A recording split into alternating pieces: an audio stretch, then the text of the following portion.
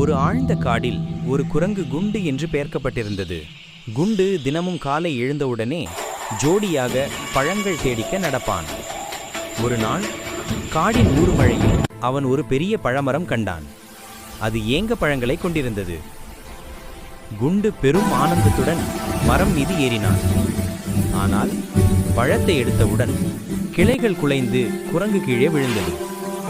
அவன் காயமடைந்திருந்தாலும் அவன் சிரித்து உட்கார்ந்தான்.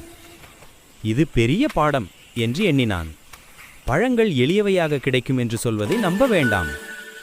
அந்த நாள் முதல் குண்டு பழங்களை எடுத்தால் எப்படி பாதுகாப்பாக வேண்டும் என்று கவனத்துடன் பழம் எடுத்தான். மேலும் நண்பர்களுக்கும் அதன் அனுபவத்தை பகிர்ந்து கற்றுத்தந்தான். அவன் கற்றுக்கொண்ட பாடம், விழைப்பான முறையில் முயற்சி செய்தால் வெற்றி முந்தியது. லைக் பண்ணுங்க, ஷேர் பண்ணுங்க, சப்ஸ்கிரைப் பண்ணுங்க. மறக்காம இந்த பெல் ஐகானை கிளிக் பண்ணுங்க.